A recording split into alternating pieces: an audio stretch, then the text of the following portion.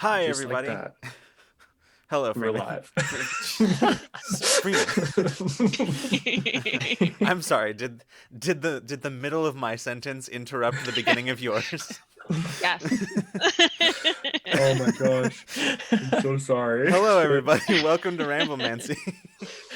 Off to a decidedly standard start. Yeah, basically. Hi, everybody. It's good to see you. We are joined this evening by Chanzlyn, welcome. It's good to have you. Tonight we don't have a specific topic, so we're kind of just going where we go. I think I brought this up when I announced that you were that you were coming on the stream. That like I reached out to you and I was like, yeah, what are some, like so your areas of expertise or interest? And you sent me this incredible list, and I was like, I don't even know where to begin. None of it. Yeah, no, I was like, I don't even know where to begin on this one. So I was just like, you know what? We're just not going to have a topic and see what comes out of it. So yeah.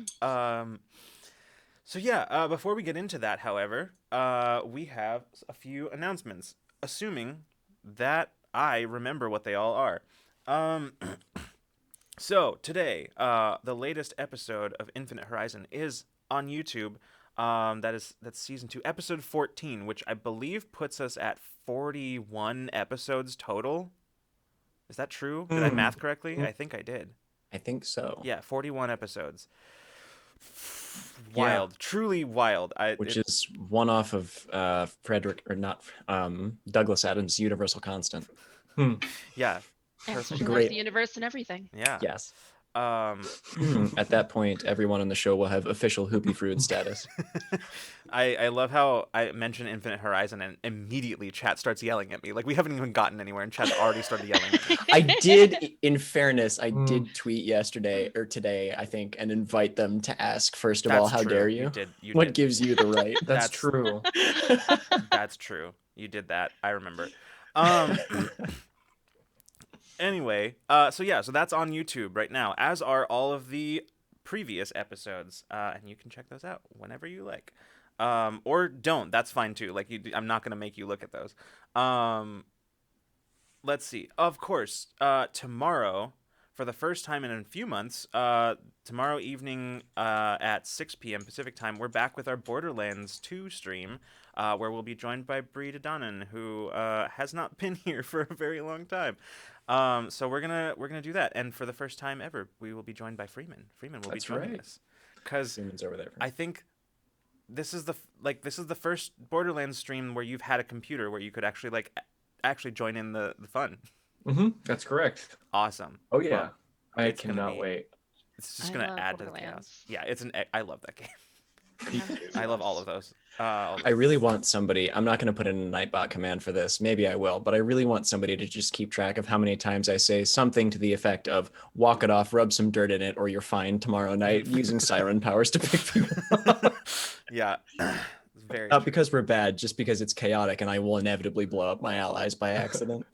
And I will admit that I am bad at it, so it's okay. That's not your fault. You're lower level than I was, so. Yeah, I'm level 14 now. Yeah. We did play a little bit off screen to get me You've got caught up. A little bit of catching up to do, but I think it'll be easier.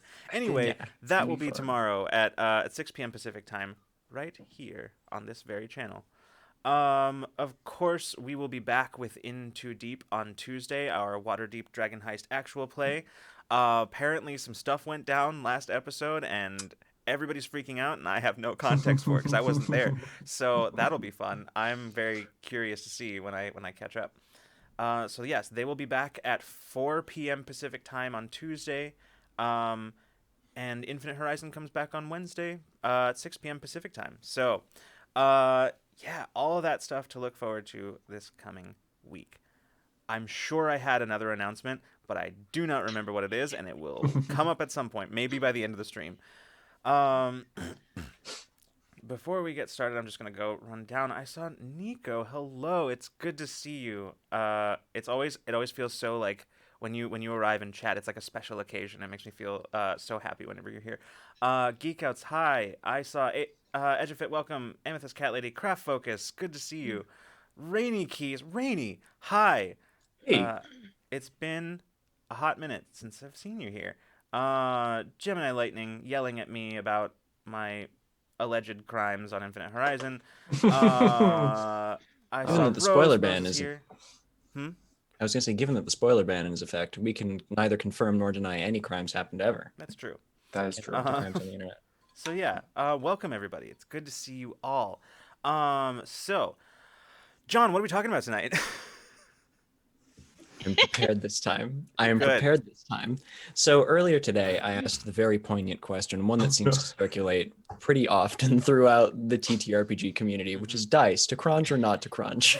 And Chanz, you had a very interesting answer to this one.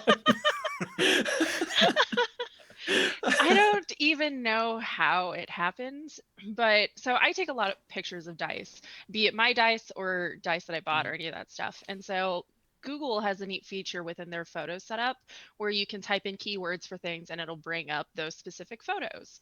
So on top of taking pictures of dice, I also take pictures of food. I'm like a big foodie. And so I search for pictures of my food from time to time, and I literally just type in the word food. And so when I type in the word food, it brings up every food photo I've taken, and then it brings up like various random photos of the dice I've taken. And I'm like, Google. Google. Are you trying to tell me that we can in fact eat dice? I'm getting some seriously mixed messages here. I don't know. I don't know what to believe anymore. Google usually has all the answers, so as far as I'm concerned, you do crunch on dice. Yeah, I know. I've seen on Dimension 20, on Fantasy High, they gave Brennan edible dice, like dice shaped candy. So I know that there are crunchable dice. Yes, they do exist. I do have a. Oh, sorry. Oh no, you're fine. I was just gonna say I'm in a dice making group, and we often talk about making dice, and there are a bunch of people in there who are like, I bought food grade silicone to make molds of my dice, and now I'm making like chocolate dice for my friends. That's awesome. Yeah, oh, that's perfect. I didn't even think about chocolate dice. That seems like the most obvious thing that you would do. Like, but it just didn't come in. I don't know. I do have a D20 ice cube mold. Oh yeah, those are cool. Ooh. They're like pretty big, aren't they? They're pretty big, so it's not really crunchable, but I mean, after a while. it is if you try. Yeah, you could try it. I do. My jaw just popped. I do appreciate the poll, John. Looks like everybody says 75%. 75% crunch. That's what chat says. So, oh my goodness! There you have it, everybody. We'll see you next week. No, like... All right. So yeah, good episode. Great to have you on, Chanz. Yeah, loved it. This was amazing. Yeah. Hi, Bree. Welcome to the chat. This is what's happening tonight. Speaking of our fourth Borderlands player, she's now arrived. But yeah, I was looking at those photos on Twitter earlier today, and I legit at a glance could not tell if it was actually like salmon roe on something or if it was just some very orange dice. I had a couple of people say it looks like caviar or salmon roe, and I'm like, no, it's dice. It's just very orange dice. Okay, speaking of food and dice, I want to bring up a very controversial topic, which is that wasn't already? No, it is an even more controversial topic. The Spaghettios dice. Have you seen these? What? Don't curse me like this. I must have seen this. I hate them so much. But it's more because I have trypophobia, and so when I see them, I'm just like, oh. Yes, absolutely. I 100% agree. That is exactly why I don't like them. Koala, hello. Yes, there are Spaghettios dice that are basically just have Spaghettios cast inside resin. Okay. Yeah, it's society is truly... That makes me extremely uncomfortable. I don't like it. When any community gets large enough, cursed objects appear. Yeah, it's very true. Why? Like, because I'm in the dice making community, so we often look at a lot of bigger brands that have been making dice, and so there's a company, I can't remember what they're called, but they're an established like luxury artisan dice brand, and they created dice made from like some deceased person's bones. So you can get like a D20 that is made of bone, and it's like $200 or something like that. Made of human bone. Yeah. That feels like it should be illegal. Does that not feel I know, that's what I That said. feels like it. That feels like, and this reminds me of something somebody told me this the other night. I think it was Ben over on our college server or someone, but like that somebody made a guitar out of the skeleton of one of their relatives. I told you about that. I told you about that. Saw that was you. Okay. Yeah. So that they could shred for all time or something. Yeah, it's really interesting because like it's at first it sounds like, ugh, I don't like that. But then when you hear the story, it's like it rides the line, not very well, mind you, but it rides the line between like wholesome and just still weird. Because it was like his uncle who had like donated his body to science upon his death, but then like the institute that he'd done that with stopped using actual human cadavers. And so they just had the bodies sitting in storage for like years, and the family was like essentially paying for like that storage, and so they finally picked it up, and he basically decided, hey, you know what? My uncle was the one who like introduced me to metal, and he was a huge metalhead and whatever. I'm gonna turn his like rib cage basically like into a guitar so that he can shred forever, and like. when he like talked to his mom, like she was like, absolutely not, that's horrific. And he's like, no, think about it, what would he rather be doing? Do you think he'd rather be sitting underground for the rest of eternity, or do you think he'd rather shred forever? And his mom was like, he'd rather be shredding. And like I can just see this conversation playing out in the kitchen where she's like, rather be shredding. Like, I hate that you're right, but you are. And this is real too. This is a real thing. No, and apparently it is illegal for him to like sell it or for it to go into any possession of anybody's other than like the family's. But yeah, so that's the thing that happened. That is, like Bree said, wholesome and macabre is fun, and I agree. Like that is, I enjoy the space where wholesome meets macabre, and that manages to fall into that umbrella. Spaghettios Dice do not. No. Yeah. Absolutely not. Spaghettios Dice just go in the cursed pile. Yeah, we just put those over there. I saw Edgefit say make it British and put beans in there, which like. Stick beans in that baby, which like I feel like I've seen that too though. Yeah, I feel like I have seen with beans. You know, I could if it was like on the dice subject, if it was a situation where like, you know, somebody had like taught their children to play TTRPGs or something from the moment that they were children, and that had been a part of their life the whole time, I could see like maybe like doing something similar, like making their bones into dice or something like that. You know.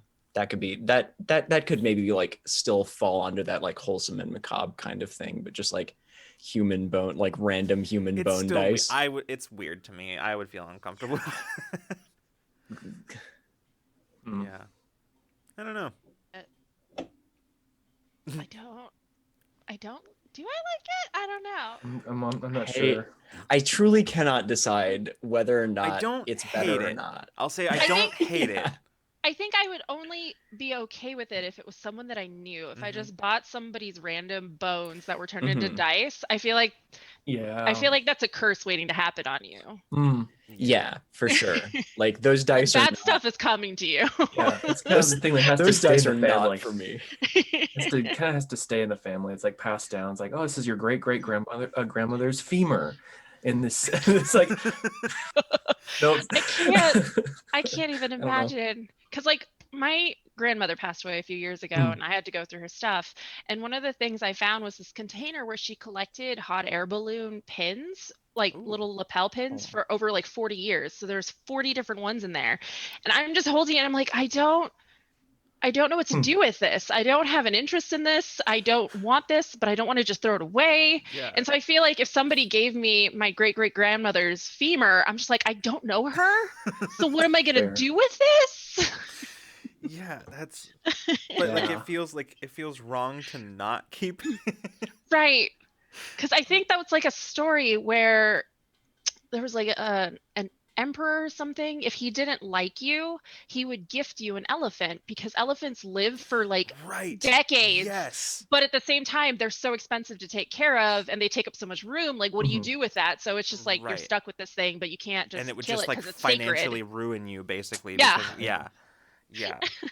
That's what it feels like when you have a femur A in your little house. bit. It's like, I don't want to have to explain this every time someone walks in. The difference Right. is I don't think you could measure the amount that a femur eats in tons. So like I think that maybe helps that situation a little bit. You got that, yes.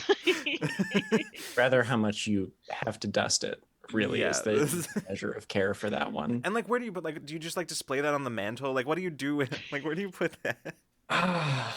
Is it a show-stopping piece? You want Right. everybody to see it and ask questions, like it's your icebreaker? Or do you hide it in your closet and hope nobody goes in there? And if they do, are they going to think you're a murderer? Like, Right. Right.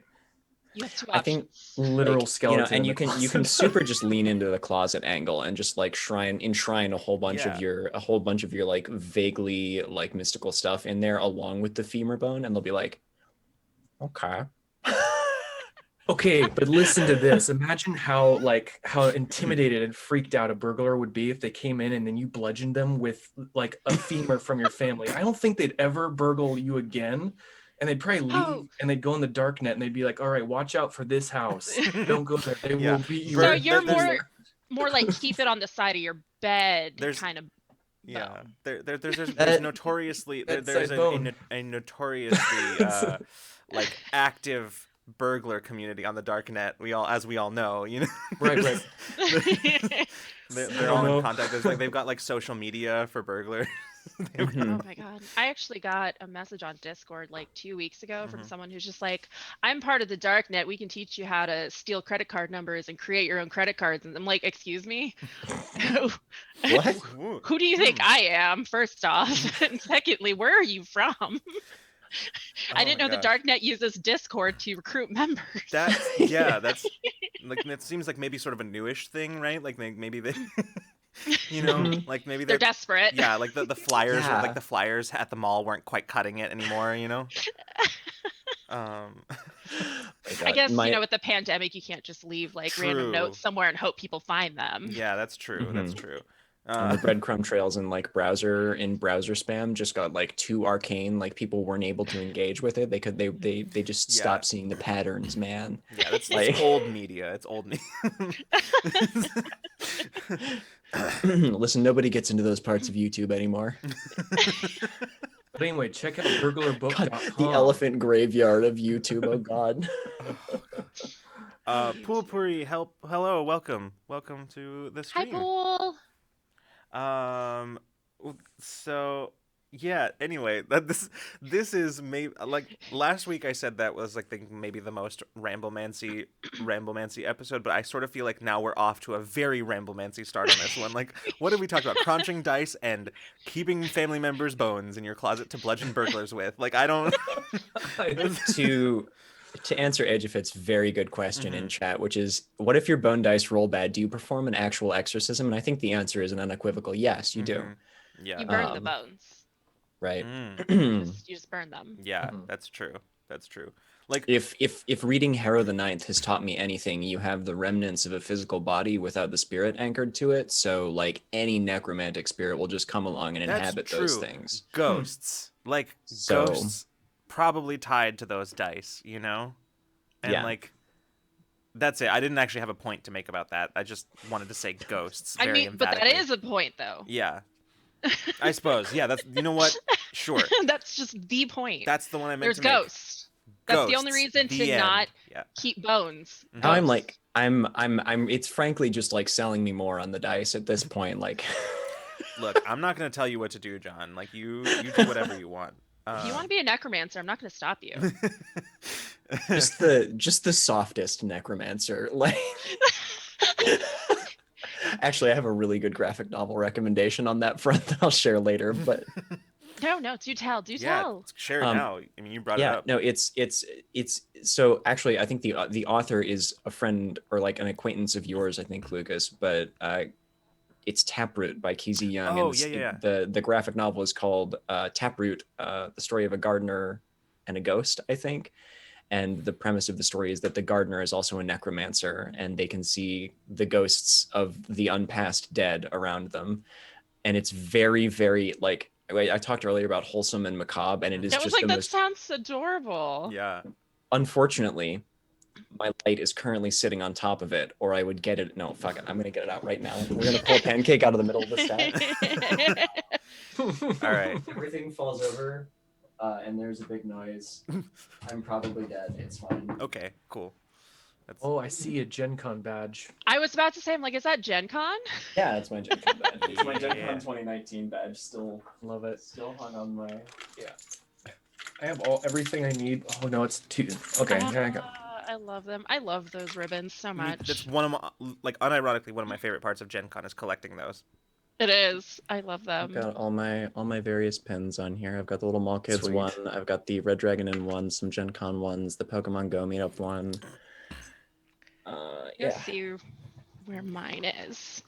Also, I have a few. this is I'm calling myself out on the live on the internet, but Gemini Lightning, I still have the ribbons that I collected for you at Gen Con 2019, and I need to get them to you somehow. So that's less for you and more for me, to remind me that I still have them. But yeah. Yeah. Taproot, the story of a gardener and a ghost.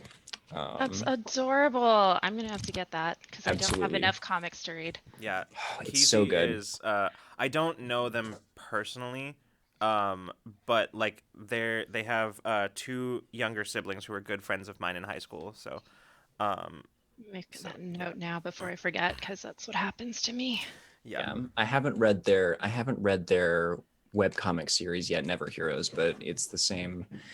It's of course the same style, and it's on my list of things to binge at some point. So, Yeah. Okay, Matt has a good question. For that matter, do you think ghosts can even play TTRPGs? See, why not? Yeah. Why would they not be able to? Right, like if I was a ghost and I was haunting a place, like the first thing that I would move is a die, right? Like that's the first Right. thing that I would move. I would curse all of my friends' rolls. Exactly. Yes. Yeah. Precisely. I just have to write this down so that my writer brain can take it and run with it Yeah, into a like, short story how later. dare you? Oh, I Continue- love this. How Please. dare you continue playing TTRPGs while I'm gone? Here, have terrible dice rolls forever. Maybe that's what happened to Will Wheaton. Who knows? Maybe that's what happened. I don't know. Can you imagine though, like being a ghost haunting those dice, and like your perception of the world around you is like limited to like the feelings and like the mood and thoughts in the room, and so like experiencing like half of like the people, the players, and half of like the fantasy that the dice are being used for, like what would that be like? That'd be so cool. I love that. It's like a ghost that like basically like keeps from going like full on like murderous ghost by retaining their humanity through like other like the fantasies of others played out in TTRPGs. I'd love that. I love that. That's so cool. That's amazing. Like, I really adore that. Because, have you guys listened to the Bureau of Balance, The Adventure Zone? Mm-mm. Okay. There's a part in there where a character, she's a lich. And so she talks about how she needs her brother to feed her good memories. So that way she retains like good thoughts and stays good. And I'm just like, that's such a great idea. So then morphing that into the ghost concept of the ghost is only terrible because of what's its surroundings. So if you find a ghost in a prison, probably. Whereas if you find a ghost like hanging out with a bunch of nerds playing D&D, Yeah. they're probably gonna be fun. Yeah. Like, really Yeah, cool. like you find a ghost haunting like the game room of a comic store. Like that ghost is going to be so very different than one that you find, you know, haunting the dungeons of a moor somewhere. Like Yeah, I love that. Yeah. And that could be like an alternative way to like get a ghost is you try to bring good memories into the place that it's at and make it become good rather than just trying to like make it disappear or anything like that. Ooh. Now see that now there's a story. There like on the one hand, the ghost, sure, but also a story of like people who like ghost hunters basically who aren't trying to get rid of the ghosts but are like there's one like maybe okay, we're just creating our own mythos now on But stream. I'm okay with this. So like maybe like there's one like most ghost hunters are like, no, we got to get rid of them. But then there's like the one who's like, no, you don't have to get rid of them. Like, you can coexist with the ghost. You can like, you just have to know how to do it. And it's like it's like a controversial thing. And like the other, like the ghost hunters, there's like a ministry of some kind that are like, nope, you can't be part of this. Like, your radical ideas and like all the, you know. Oh, I love that so much because it makes me think of like Supernatural, how they had that conflicting idea where some of them are like, no, we can help like the vampires live, we can help the werewolves, Right? and then everybody's like, no, they're monsters, period. Man, that would make a cool TTRPG.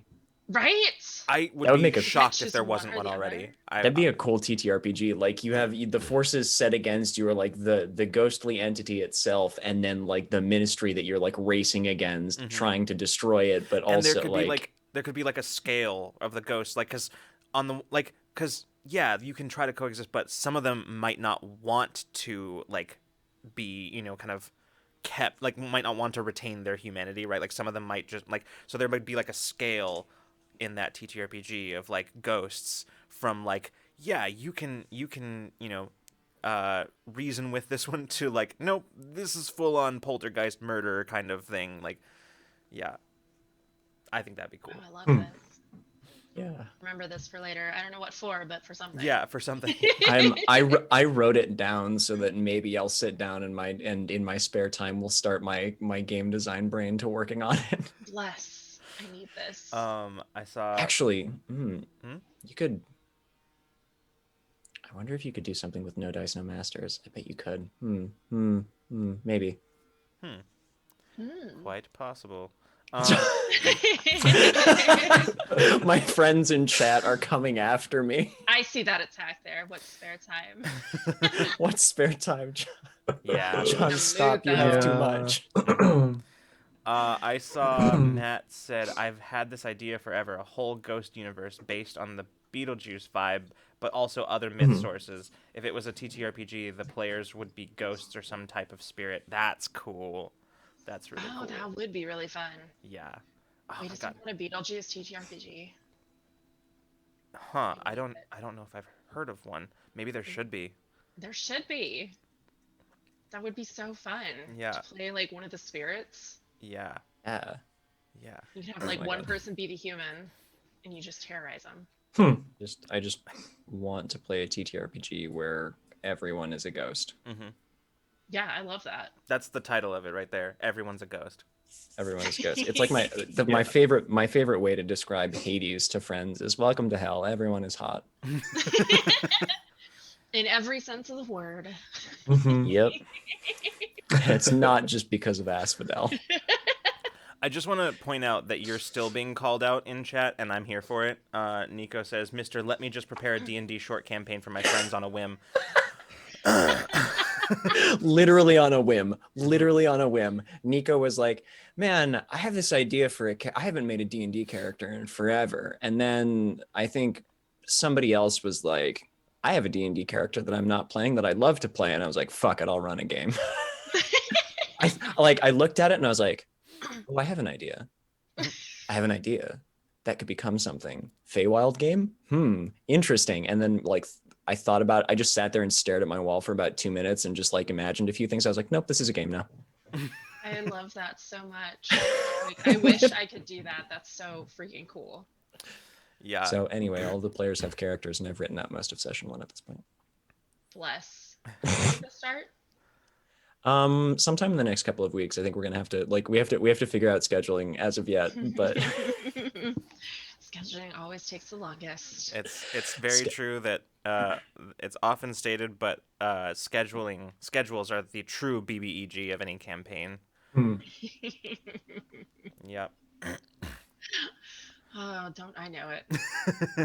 I respect the advocacy for my care and Chad, but also I will not stop.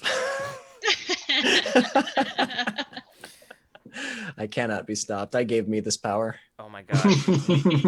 I remember this, Nico, from the it says, Lucas, I'm finally getting to play my monk rogue fighter hybrid. I remember this from our theory crafting episode of Ramblemancy that you brought this up.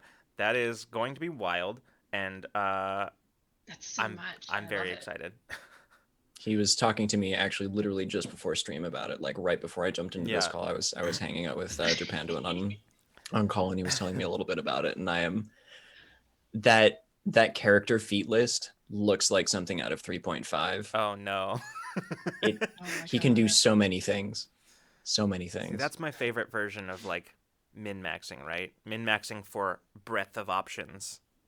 You know, not for like being particularly good at anything, but just being able to maximize my action economy. That's what I care about.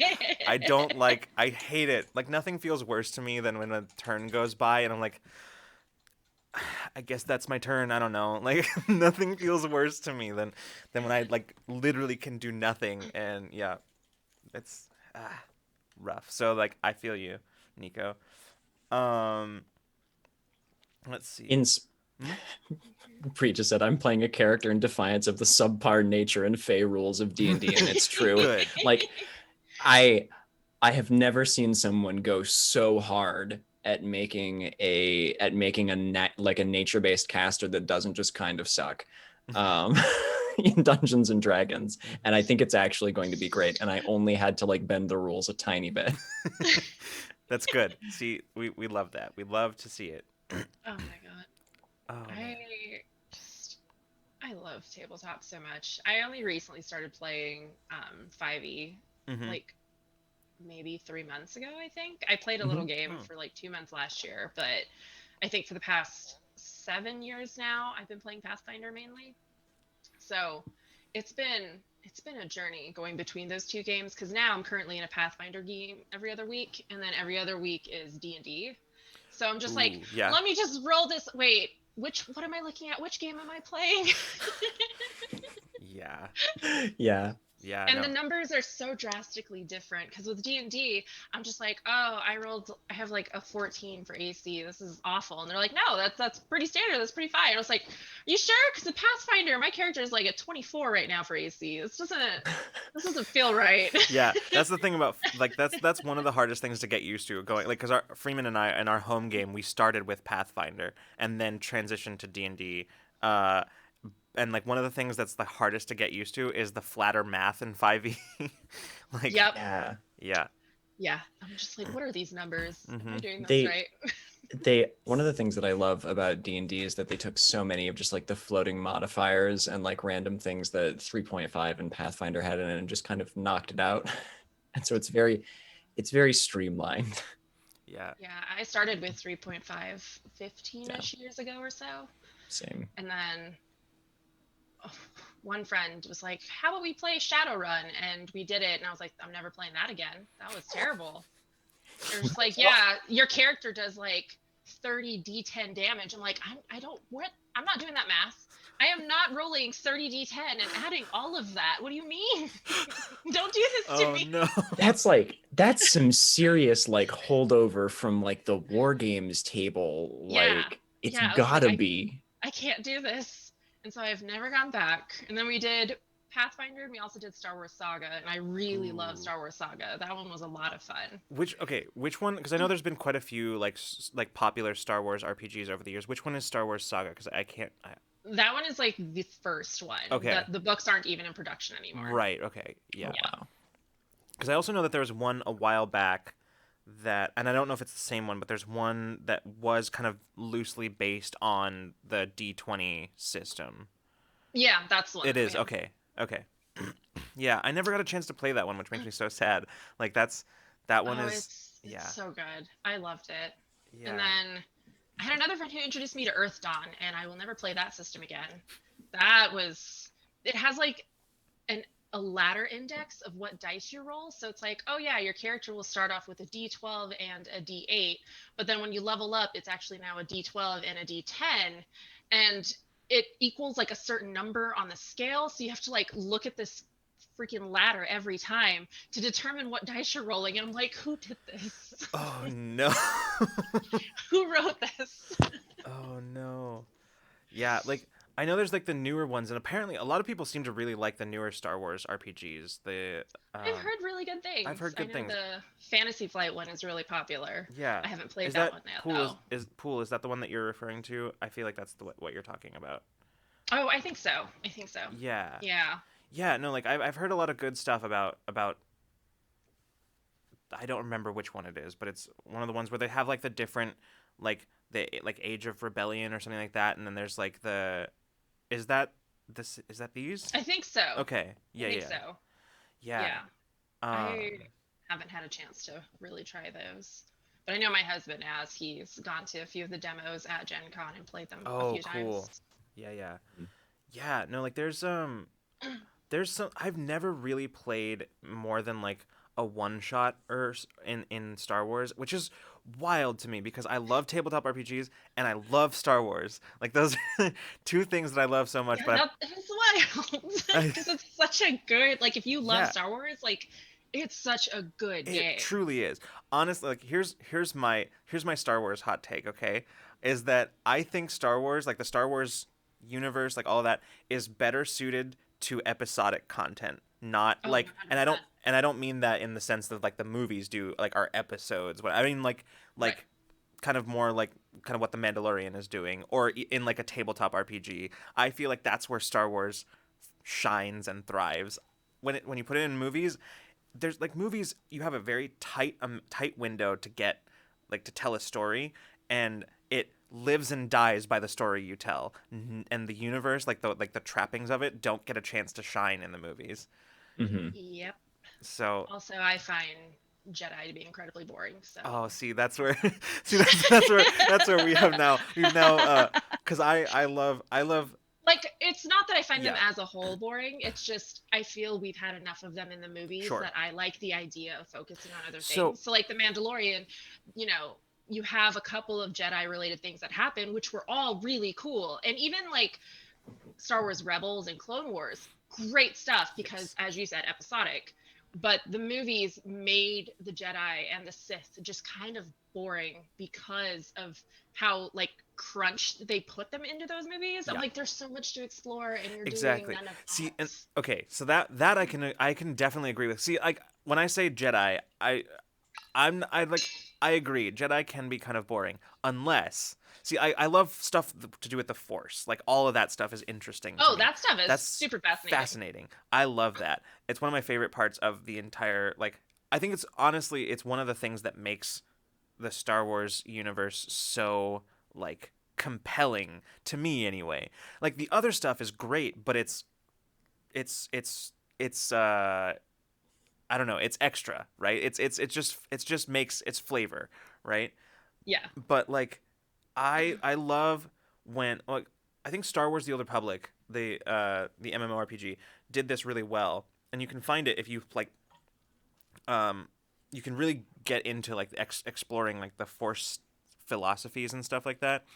But I find Jedi really fascinating when they're put through a lens of like the Jedi and the Sith don't get along because they're a lot more similar than either one of them care to admit. Like, Mm, and that's when I find the Jedi fascinating because yeah.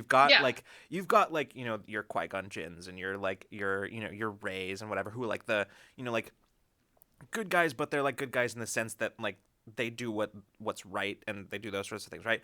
And then you've got the Jedi who are like the Jedi councils who are like very arrogant about like, oh yes, of course we're the good guys because we're the Jedi Order and like right, you know, but then you know do a bunch of like really objectively shitty things. So you know like that's when I find the Jedi fascinating when you kind of explore that Right. like yeah Yeah.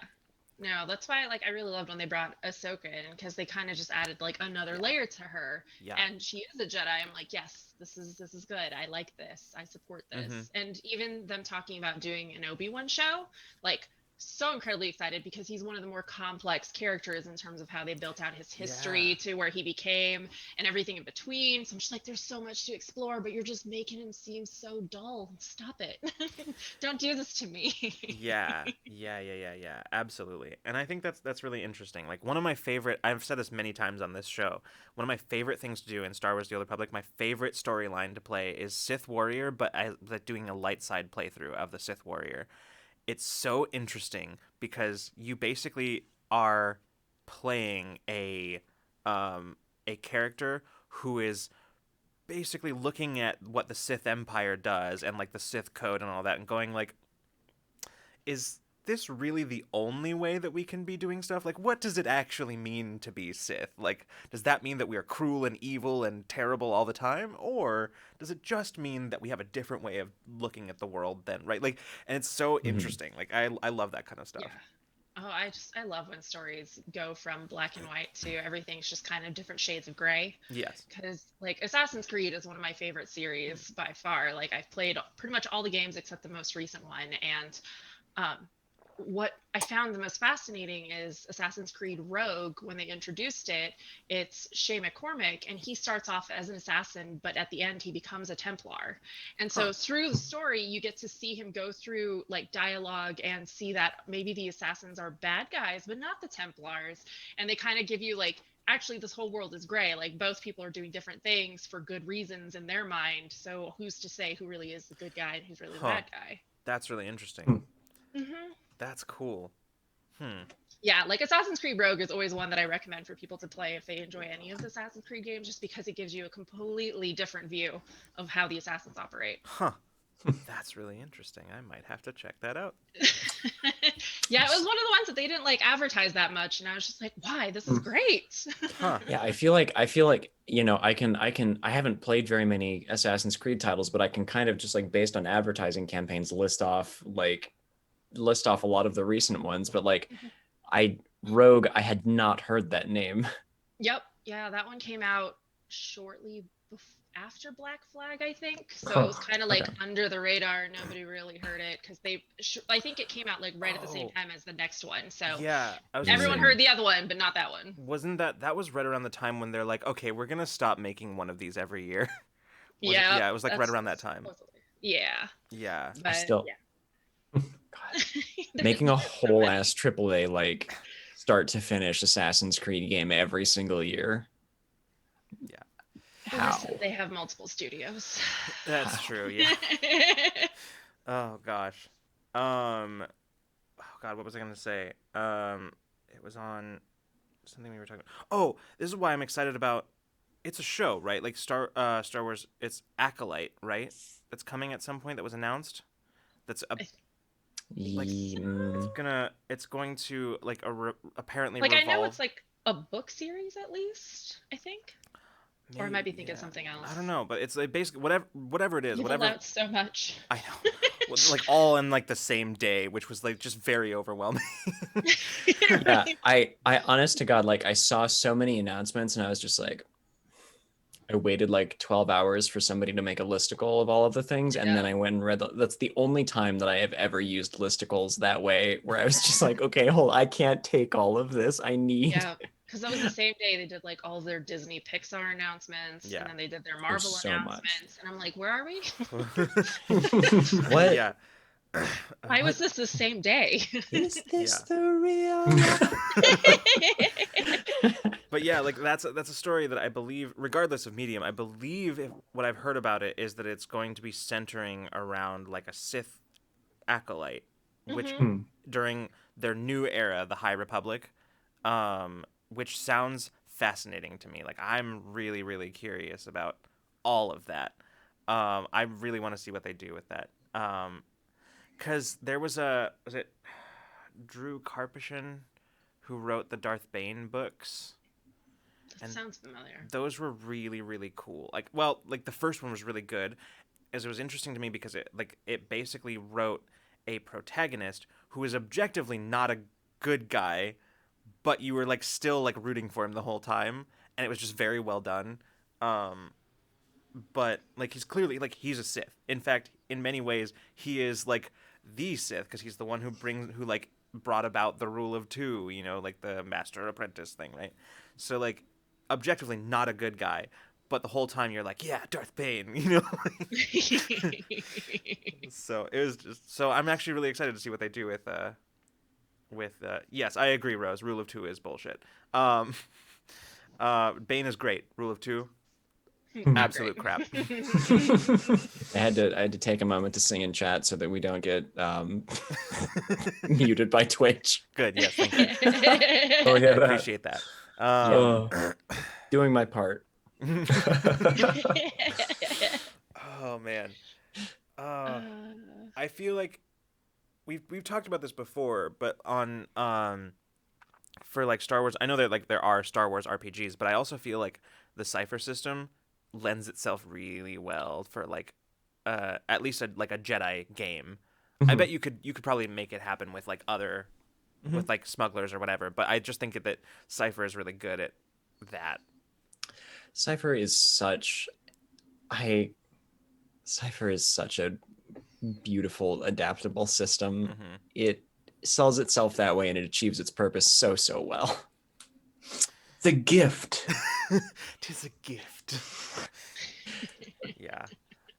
Gift that just keeps giving. Oh god, I keep doing this. Like I feel like I keep having things that I want to ask and then just immediately forgetting. Ramblemancy. Ramblemancy. No, Sure, I just life.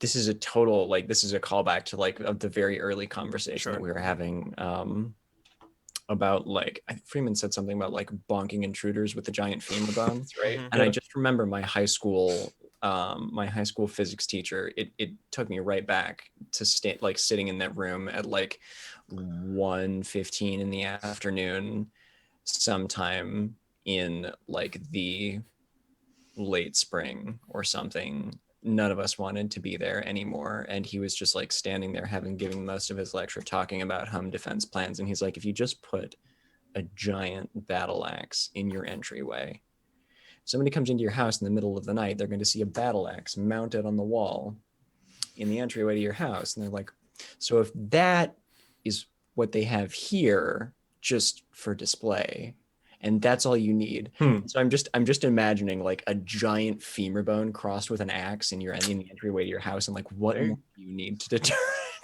There you intruders? go. Absolutely. A bone and an axe. That's my new my new sigil.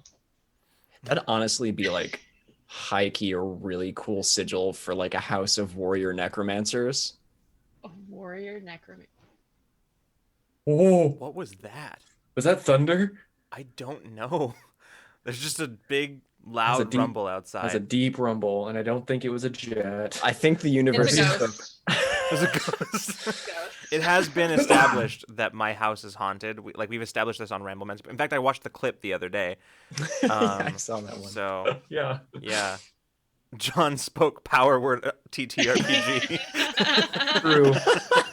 It reached us. Yeah, it did. The Necro Warriors are trying to silence you. Apparently, I have struck gold here, or I have struck upon like a long dead family of necromantic warriors who will not have their sigil infringed upon.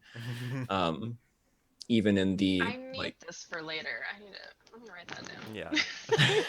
Also, now it's my turn apparently my turn again, I should say, to be yelled at by chat and called out because I a while ago made the mistake of telling Matt an idea that I had for a Cipher system Sith game, and now he will not let me hear the end of it until I run it. So now I'm being yelled at by Matt and Nico. So our chat are truly the most wonderful people. Absolutely. I love Always. each and every one of you. Every time. Yeah. I have so many clips taken out of context by my chat that make me look like a villain, and so I cannot thank them enough.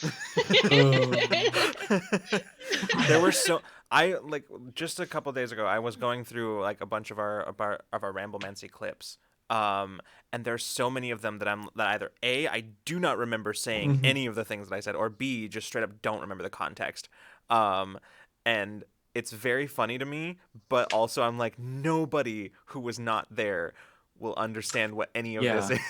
Just like, inside jokes. Yes, tinned times a million. I love it. Tinned meat. Oh, nothing better. Oh my God. Rose says, we don't need to clip out of context to make the writers look like villains. They do it just fine on their own. So we've gone from me being yelled at to then John being yelled at, then back to me being yelled at. Now it's both of us being yelled at. Correct. Yeah. For what it's worth, we usually also see ourselves as the villains because like it'll happen and then we'll both exchange the digital equivalent of like looking at each other, because we don't typically do writer's room on call or like on video call, and then they'll just be like, oh no. Also followed by some variation on like, oh god, it hurts. Yeah. Let's do it. Yeah, correct. Like that's like the exact series of things that happen. Like, oh no, oh it hurts. Let's do it. Mhm. That sounds about right. Yeah. I feel like, as far as I can tell, y'all are my people. Yeah. We try. Listen, a while like I used to be the GM, like not in a problematic way, but in a way that I think could over time become tiresome or less fun. I used to be the GM that would like intentionally put like my players into situations where they are like in some sort of emotional like their characters are in some sort of emotional anguish, right? And then through their characters, like the players to like, you know, that degree of separation that you have, you know, with your, right? And just because like I thought, you know, this was how you make that story, right? Like the heroes can't be heroes until they have that moment where they're like, this is a moment that a bad thing has happened and it galvanizes us, or it's a bad thing that has happened and now growth can happen, right? But I've learned over time that the best way you can still do that, but the best way to do it is to be very sparing with it and to just sort of sprinkle it in every once in a long while, because my motto at some point became make it beautiful but make it hurt. So, like it has to have like purpose. I'm in Fight Club all of a sudden. Yeah, I know. I'm so sorry. Beautiful. I'm so very sorry that I made you think of Fight Club. So. I know. I remember the past me that loved that movie. I don't like that past me. Who was that person? Who was she? Listen, I have a lot of opinions about Fight Club. Opinions that I will not share because I'm not as familiar with it as I should be to make informed like commentary on it. But also I don't want to consume Fight Club right. in order to be informed. So, yeah. We'll leave it at that. I'm pretty sure your opinions are like accurate. Fair, yeah. Pretty sure. Yeah. It's one of those books that tried to like make a poignant statement about, you know, toxic masculinity and all that. And then a bunch of people took it as an endorsement of those things. Right. And, like those are the same people that love, Rick from Rick and Morty. Yeah. Like, this is the best character that's ever existed. I'm like, don't talk to me. Yeah. It's like, please stop. Please look at yourself. Please examine yourself. I need you to write down the words that are coming out of your mouth. You don't even need to do it for that back long. to yourself. Literally, like I promise you 30 seconds of just looking at yourself and you'll get it. You'll understand. But you just got to do it. You got to look. Joker stands can also go away. It's the holy trinity of like Rick stands, Joker stands, and people who unironically like Fight Club. Those are all the same people. The Venn diagram is actually a circle. Yeah. Yeah. I completely removed that whole everything about that movie and book from my head. Yeah. We had Freeman. You had I think you had this teacher as well, because Freeman and I both took classes when we were we took through the community college here locally, and there's a teacher there who loves teaching Fight Club. And I don't know if he loves the book, if he's like one of the people that we're talking about or not. Right.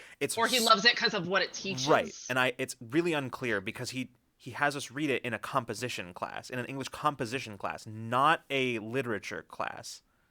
Oh. It's very strange. Yeah. I never understood it, and I refused to read the book. So I read a little bit of it, and I was like, I don't understand this, and I don't care. So. Yeah. My eyes glazed over. Hey. Yeah. I think just my eyebrows told a whole epic there as you were describing that. Yeah. Just you were like, he teaches Fight Club, and I was like, And then there was in a composition class, and then it just disappeared into my hairline. Like, Zip. everyone drink for teacher John, but like I am just absolutely baffled. I don't. As somebody who's tutored writing for years, Yeah. where you would decide that Fight Club belonged in the curriculum of an English composition class. Like, I truly do. I am just actually curious. I want to see your lesson plans.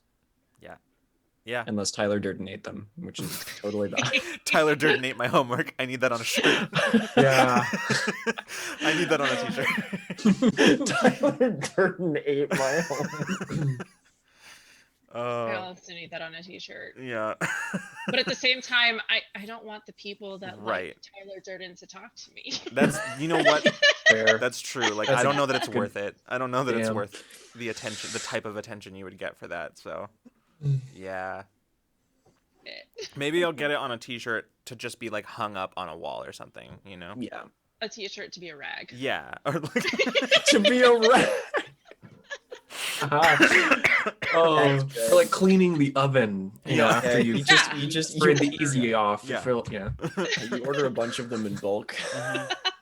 Jesus. It's just like they show up, you Okay. open the box, you pull one out and like rip it, throw it away, pull out the next one. This is getting into some really like avant-garde performance art, like Twitch streaming stuff. Like, still remember the they could time. stream that. Oh, it's Yeah. it's a deconstruction of the classic unboxing video. It's an artistic deconstruction of the classic unboxing video of the early 2000s era. my favorite Oh my weird gosh, content yeah. that I've ever seen on Twitch was Perfect Cosima, Giftmaster Alley, just like streaming in their like college dorm room, I think, with a peach on a plate, and the stream title was just Peach.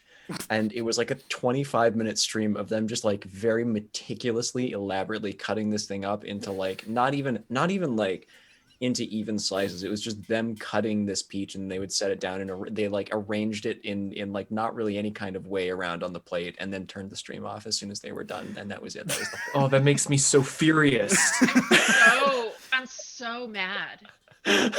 So mad. Yes, you're but you like- felt something. One of those things that for whatever reason it's drawing you in, it's getting your attention, and you're like, I just want to know how it ends. Yeah. And then it doesn't And then it really just give ends. that. Yeah. I found Yeah. a stream once where they were just streaming the inside of their dishwasher, and I watched that for way too long. Like, way too long. That one, Huh. wow, that's a I was like, I don't know what I expected. Like, it's the inside of the dishwasher, but here I am. They just like put a GoPro in their dishwasher. Yeah. They You just know- put it in there, and you just watch the dishes get cleaned. And I was like, I mean, I've always wanted to know what that looks like, but like, Yeah, I actually almost did that. You know, I used to. I was a dishwasher for some time, Mhm. and Oh, it's one right, of those yeah. conveyor belts, so it goes through like 3 different cycles. And I thought, well, it'd be easy enough to get like a waterproof system on my phone or like a Mhm. GoPro or whatever, and put it through and just kind of see what it looks like, so I could show people who I'm training why they don't want to just open the lid and stick their head in there. So yeah, I've thought about doing it. POV, you are a dish. That's it. That's- Yeah. I've thrown my hat in there. all right. might Yeah. as well. Yeah. Because there's like a steam cycle at the end. Yeah. It's great. yeah, no, it's very nice. Yeah. And then I put it on my head, and I think- then I saw the end of my I thought at the end of days. Mhm. Saw my life flash before my as I put this hat that was like 400 degrees. No. You were That is- wondering that's where the worst version of putting your pajamas in the dryer and then putting them on. Like, I have it on video somewhere. Yeah. And it was all for a bit. And yeah. Sorry, there was something. It's truly a shame that Vine is dead, because you can't say I did it for the TikTok. It doesn't quite roll off the tongue, right? I did it for the Yeah. Vine, you know. Yeah. That's Yeah. I do have to say, Asia Fitz says the fireplace Twitch streams are great though, and I have to agree. 100%. I have to agree. Yeah. Yeah. Those make sense though, because that's what you would do. The same thing in real life is you would watch your fireplace. Right. Yeah. You wouldn't Absolutely. stand there and watch your dishwasher. I Or wouldn't be maybe too you sure do, about I don't that. know. I There's- apparently did. Look, if there's one thing that being a content creator has taught me is that there's an audience for everything out there. Truly. It really is. So, also I did want to point out that Gemini Lightning earlier said I think about the book from hell that Koala told us about that one night, Lucas, and yes, oh, I wish I could remember what it was called. It's truly mostly so that I can tell people about it and tell them not to read it ever, to save themselves. But yeah, I've been trying to focus, but like all I can think about is the people in the community who watch dishwasher streams, just like gradually building up a mythos around it and eventually beginning to ship dishes with each other. Like, I know people in the dice community have a traveling dice box, so this isn't too far off. Yeah. Yes, Nico, the Anne Frank one. That's the one that we're talking about. It's very weird. I don't even want to talk about it right now. We're not going to go there. We're not going to talk about it unless Koala is still here, in which case you can feel free to enlighten the chat. See, Edge of Feet, I'm really more of a cup and veg peeler person. Like I'm a soup bowl with a soup spoon. I don't love what's happening right now.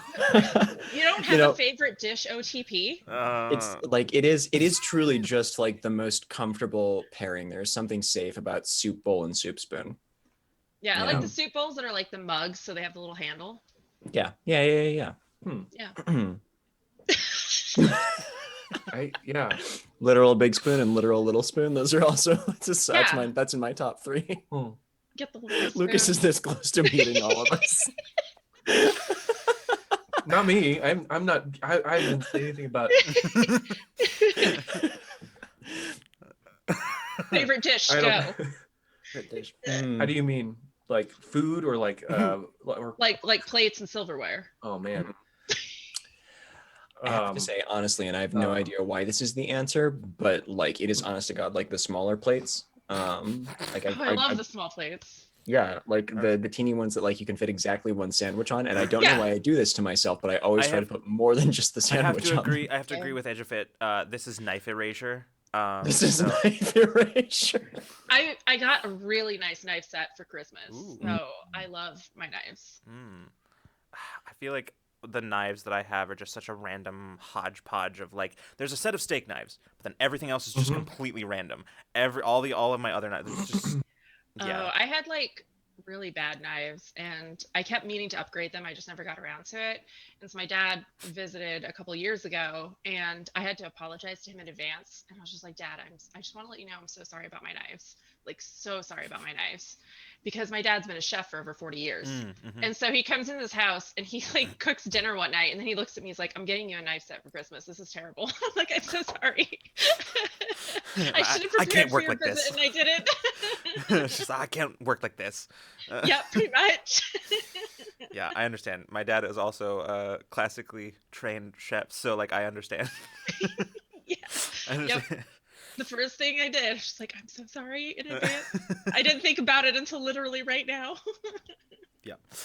I've been gradually building up most of a kitchen, and unfortunately a lot of it is in storage right now because of where I'm living. But the one thing that always comes with me no matter where I move is my chef's knife. I have a nice like rosewood handle Victorinox chef's knife, and that comes with me wherever I go.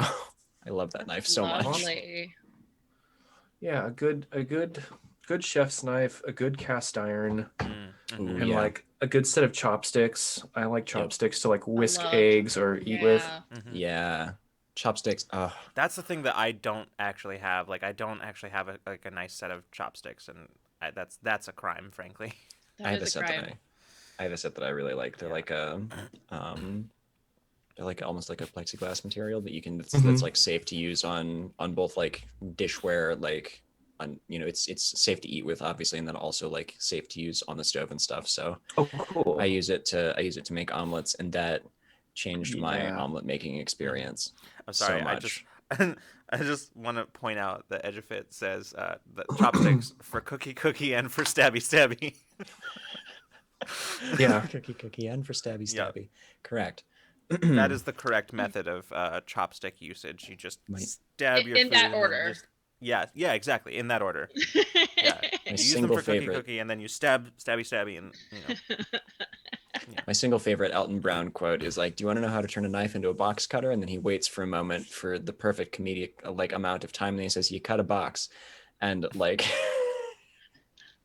Yep. Oh my god, I actually had to save like 2 of my really shitty knives because my partner is terrible and doesn't understand the importance of good knives. And so when we got the new knife block, I specifically looked him in the eyes and was like, I just want you to know, you are not allowed to use these knives unless I'm around. You get these 2 knives and only these 2 knives for whatever it is you want to do, because I do not care. That is it. And so it's been a journey, because sometimes he still takes the other knives when I'm not looking, and I'm like, what are you doing? Don't you dare. just you could be like it's like across town, and then just all of a sudden just Yep. Call him. What are you doing right now? Oh gosh. No, what was I gonna say about nope, it's gone. Mood. It's gone. It's Friday night. It's Yeah. Ramblemancy. Ramblemancy. This is honestly probably the most like successful, like true to form Ramblemancy. Like, this is what Ramblemancy is supposed to be. Just sort of like, we don't know where the conversation's going. It's just going, right? Like that's what it's supposed to be. Usually we are way too good at staying on topic. It's true. And I blame myself for that. Like, honestly, it does have like kind of a pattern where we have the go live screen for 10 minutes and then you throw me under the bus and then I ask our guests something and then like conversation starts for about 20 minutes and then it runs for a little bit longer than that. And then we wander off until almost 10 o'clock. And then you have a very insightful question that puts us back on topic for about 30 minutes. And then the last 20 minutes, fuck knows what we're talking about. And then we run 10 minutes over. Oh, wow, I feel really called out right now. That's why I really like Discord, because a group of my friends, we used to have just like a Google Hangouts chat, and then Discord started to become really popular, and so we moved over to Discord. And I was like, I love Discord because we have like 20 different channels, so I can have 20 different conversations at the same time. And so we just keep going back and forth. And I'm just like, yes, let's catch up here, let's catch up over here. Like I love tangents. It's my favorite thing. Yeah, exactly.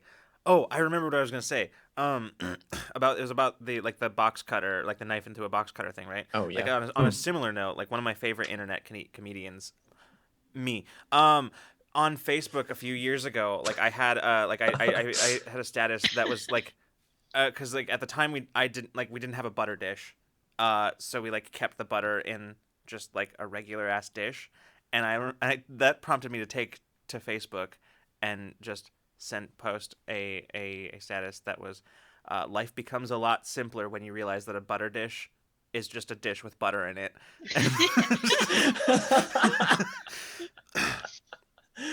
And it's true. I was like, that's the one thing that I don't think I'll ever buy is a butter dish. Yeah. I don't have anything against them. I just don't care for them. Yeah, it's like if you have one, I'm happy for you. Oh. Yeah, I do, and I don't like it. I don't like it. Never gets old. Freeman, please. This is a safe place. Feel free to air your butter. It doesn't stack with any of the other dishes. It doesn't stack. It's a different shape than everything. Doesn't even stack right in the dish drain. I mean, when it comes down to it, you're right. It's just a dish that you put your butter on. I hope I didn't lose internet. Although if I did, then that's probably great too. No, you're good. You're still okay. Yeah, you're fine. You're fine. Yeah, I was gonna like if it had.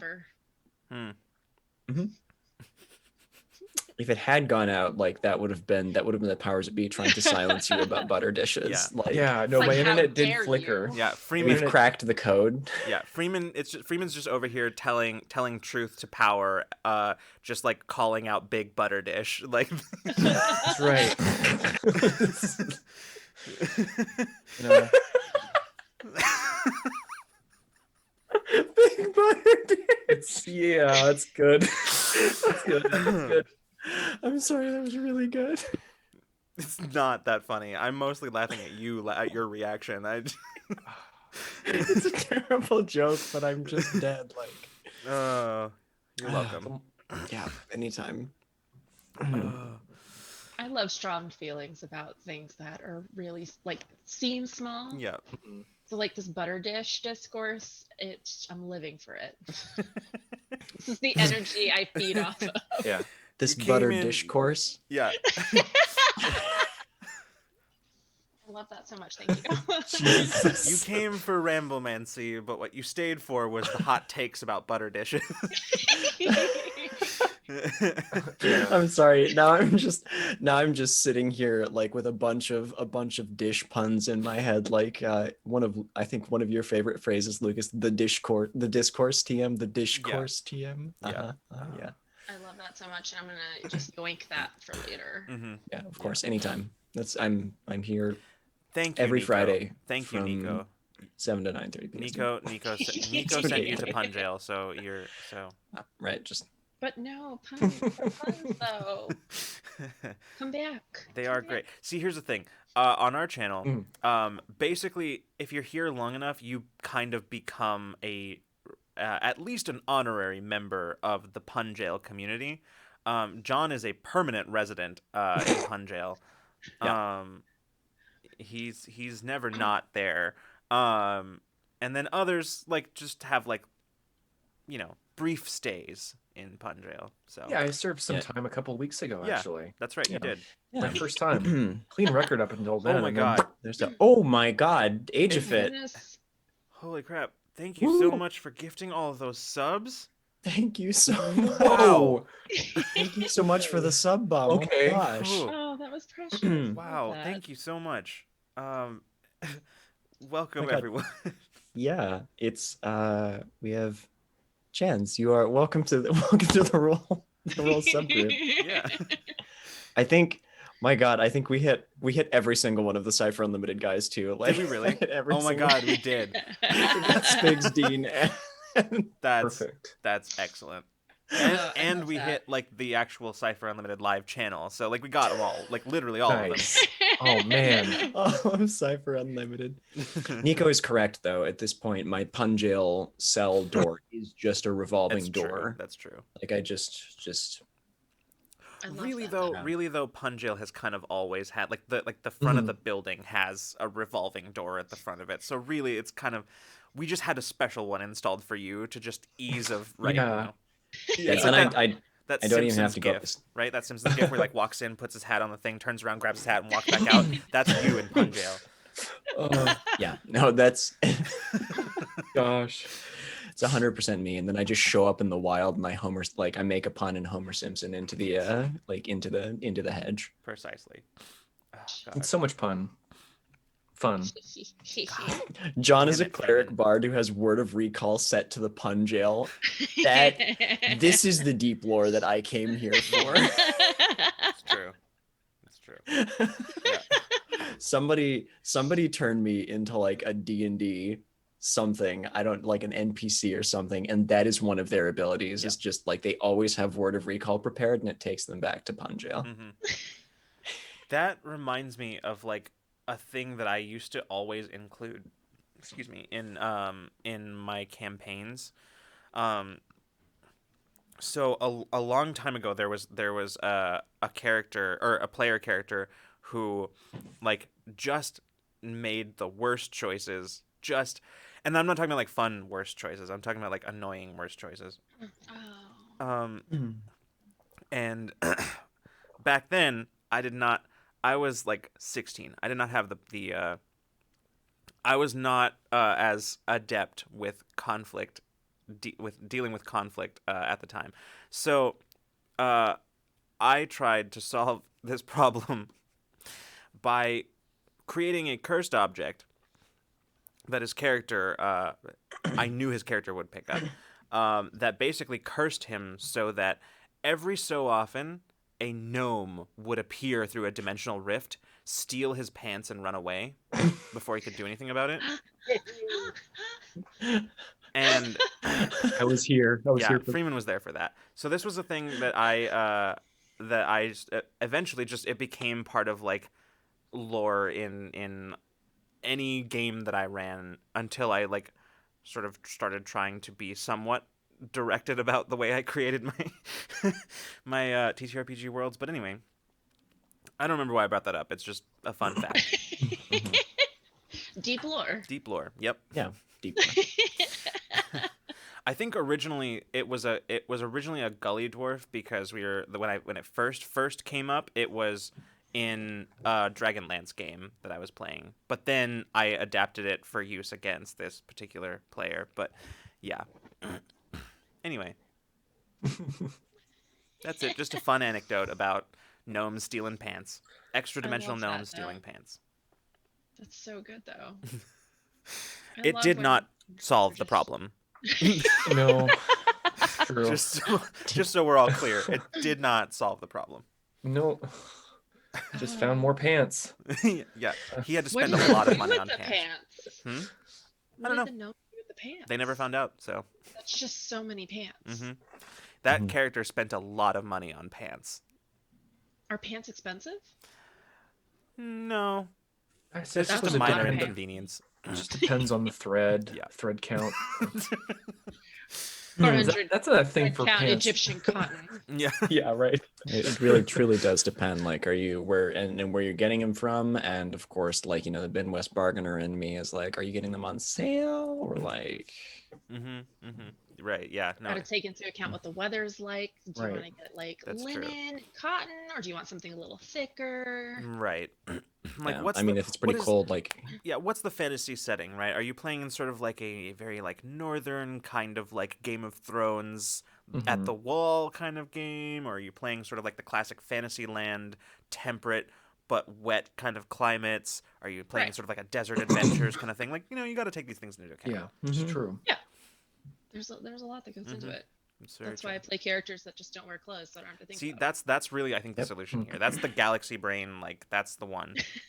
Just don't wear clothes. You heard it here. Chanz says don't wear clothes in TTRPGs. This takes me right back to Rule of Lore's code of conduct document. The ninth item on which is please wear clothes. That's right. true. Yeah. That's not a joke. That is actually on our like. It's true. For any time we have we like bring like anybody on to like a show that's going to be more than like a couple of episodes, they have like the code of conduct, and one of the items on there is please wear clothes. So. But what if your character just doesn't wear clothes? Characters are fine. Players less so. Oh, that makes sense. I'm not talking about me. I'm talking about my character. Oh, I'm aware that you were talking about your character.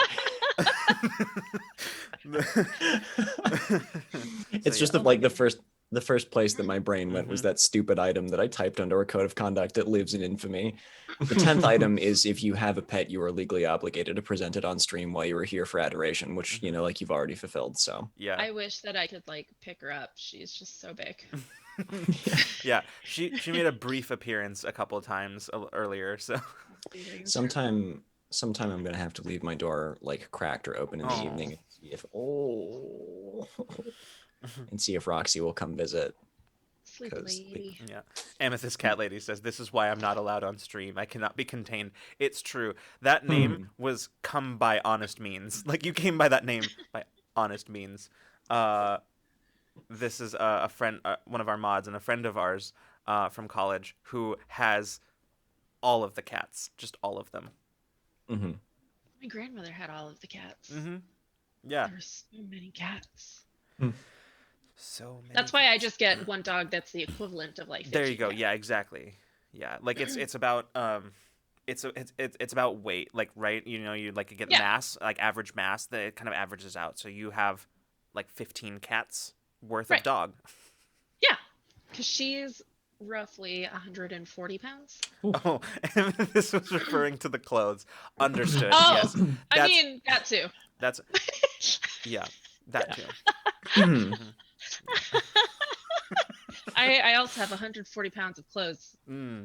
Yeah, that's basically a whole other person. Like, that's That's more person than there is to me, to be perfectly honest. Like, that's more clothes than there are John. Oh gosh. That is about 1.05 Johns. Like, Oh my gosh. I mean, if I'm being honest, I don't have that much in clothes, but I think I have that much in fabric. Right. Yeah. right. Sorry, go ahead. I was gonna say, right, because you do cosplay too, right? Yeah. All right. Yeah. Cool. Cosplay is just yes. It's not something that you just do. It's something Right. that consumes your soul. It's kind of like you live. It's you like a life. exist in cosplay. Right. Like Yeah. your Yeah. lifestyle almost. Basically. The amount of times where people are like, "Hey, let's hang out." I'm like, "No, I gotta do cosplay stuff. See you later." I have to put in the time. Before... I have to put in Oh, the God. time, or my eldritch patron will come back to reclaim their gifts. Basically, just like, "Oh, it's 3 weeks before convention, and you will not see me until the convention. Yeah. Goodbye. It was nice knowing everybody." Yep. Yeah, that is understandable. I love like one of my favorite things, my favorite YouTube genres is like time lapse creation of cosplay, because like I love seeing things like projects go start to finish, right? But when it comes to actually doing those things, I have the stamina for like one like in-depth costume or something every maybe 3 years. That's the stamina that I've got. Oh yeah, no, I've drastically changed, because when I first started cosplaying, it was right before cosplay really became popular. Mm. And that's not to say like I'm a hipster about this. It's just I came from a very strange mindset of you have to make everything. You cannot buy things. You need to make these things. And so it became almost gatekeepy in that sense, because a lot of people would shun other people who bought costumes and stuff like Right. that. And then now, like 10 years later, I'm looking at cosplays. I'm like, no, holy cow. If I had the option to buy these costumes back then, I totally would have. Like the companies that exist now that provide so many quality costumes is absolutely wild for the prices that they're offering. So that's kind of where I started trying to like manage my time. So I'll make 1 or 2 costumes for a convention, and then I'll buy like 3 other ones, because I just don't have the time to invest. And I started monetizing my time for myself, where I was like, okay, if I were to commission myself to make this, it would be like $10 an hour. So it takes me 5 hours to make this. So that'd be $50 worth of my time. Whereas I could buy this thing for $10. So I'm just going to buy this thing and save myself 5 hours. And so that's kind of how my like mindset has changed with cosplay lately. And that's why I now have 140 pounds worth of fabric, because I just don't want to make any of it. It's like I understand the feeling a little bit, in that I am an office supply enthusiast with a hoarding problem, and like there is so much of me that is like, ooh, markers, I love markers, and I will get myself markers or pens or something, and then I'm like, but now I have to use them.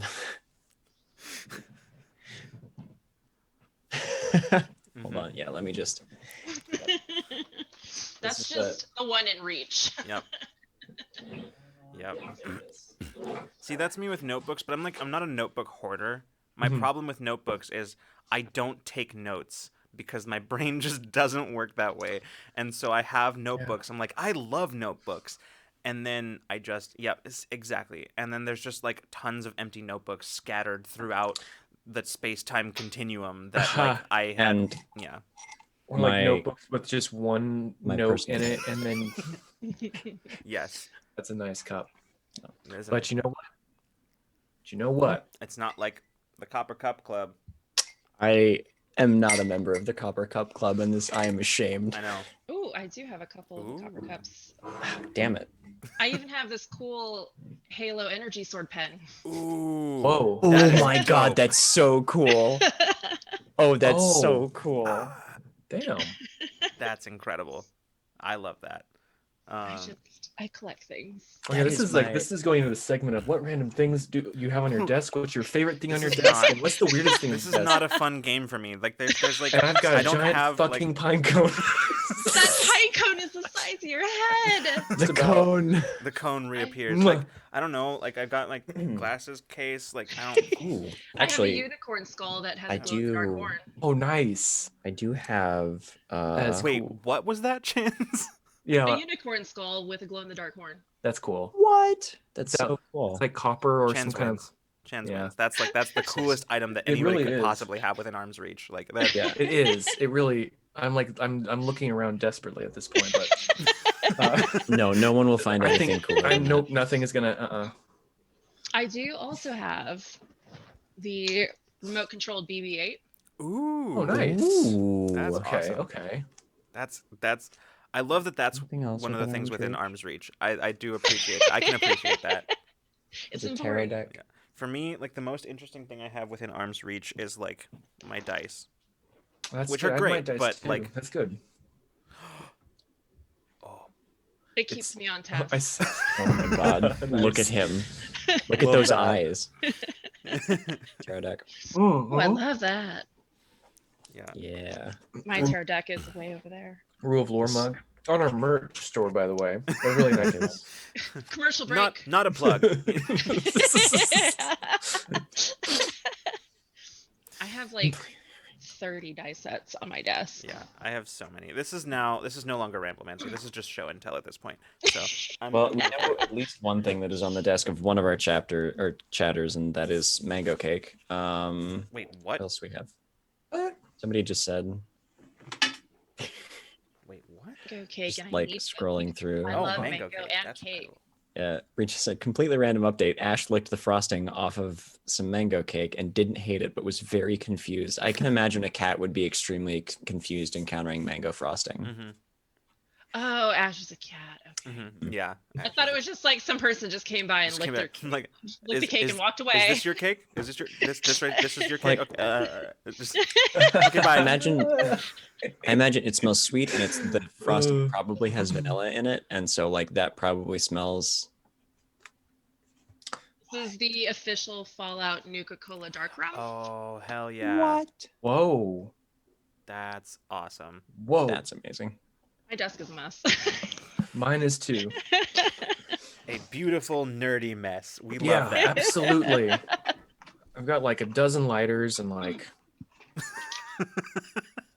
I lose them. I keep losing them, and then they'll all reappear in this one single spot. I love that for It you. happened in the washer, so I'm glad that stopped Are they, happening.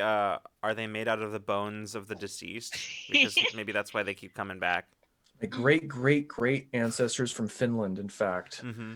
around in the northern. Okay, but a bone lighter is definitely something that I could see being like a Finnish thing. Like I could see It's almost I can almost see that too. I Yeah. could see that being a thing. Yeah. Someone's body was reduced to the oil that fuels those lighters.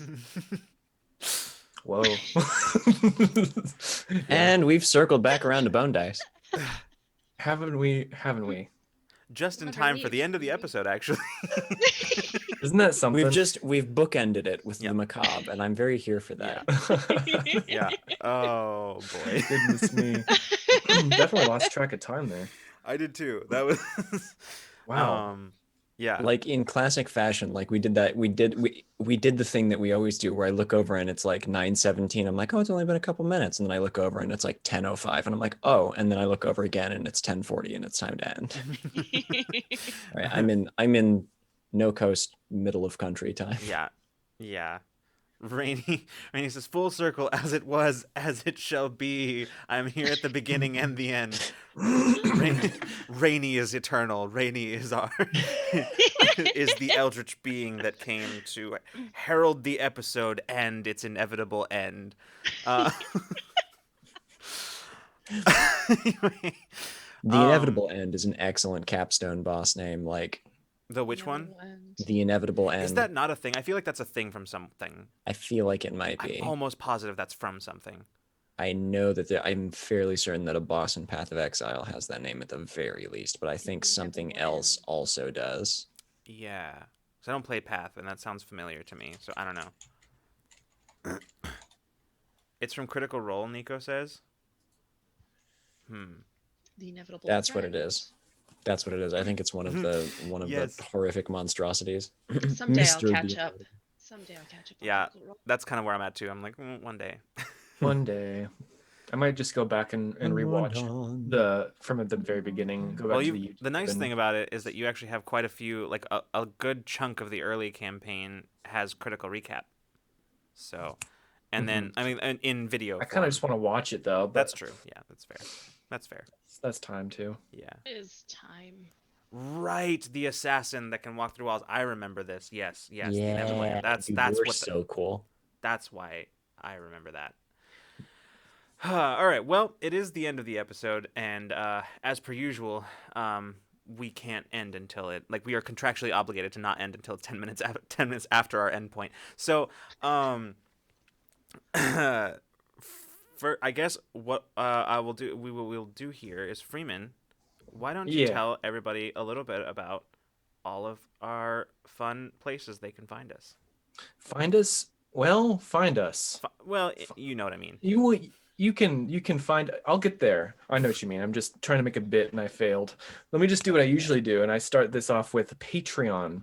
Yes. It is a great way to support us, and also if you go to the World Builder tier, you can literally just make things in the world of Infinite Horizon, our homebrew Cypher System Super / Sci-Fi actual play. Our world builders have had super cool. a huge impact on this current arc that that is taking place right now. So, yeah. And we have our. Oh, sorry. I was just gonna say, and last time we met, we made something that literally made me scream with joy. So, yep. On the Patreon, we also have this. We have our tabletop tool chest. It's our bi-weekly releases of short lists containing tidbits of world building and NPCs or characters, cool stuff that you can insert in your story or game. And also has a media club that happens at the end of the month. If you're subscribed subscribed to Rule of Lore and you're on our Discord, you can get a backlog of all the media club lists. A lot of cool stuff on there. Could also check out our merch store and get a sweet mug. This one is a plug. no, it's a mug. Not a plug. Okay.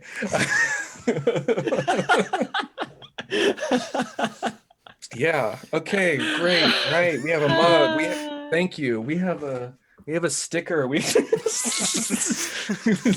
No, we really do. And we have also we have a new hoodie out, and we're still waiting on the shirts. But most of the stuff's got the updated season 2 art on it, so that's really cool. I don't have it personally, but you could. And another great way to support us is check out our coffee. It's a good way to see our short-term goals, toss a few bones or a few coins. Yeah. And last but not least, join the Discord. It is awesome. That is the way you can keep in touch, how you can see what's coming up on our stuff. Yeah. I totally lost. Yeah, go to the channels and let's chat. General chat's a fun place to go to get just to feel good. I love it. Yeah, it Good truly is. Good mornings Yeah. every day. It's so nice. Yeah, just a whole chorus of good zones and good mornings every day. It's excellent. I love it. Yeah. Love that. You guys rock. Yeah. Chanz, thank you for joining us tonight. Yeah, this is a lot of fun. Yeah, if you wouldn't mind, tell everybody where they can find you. On Twitch, I am Chanzlyn Plays. On Twitter and pretty much everywhere else, if you see Chanzlyn, it is me. I'm simple that way. Excellent. Just not on Twitch. Yeah.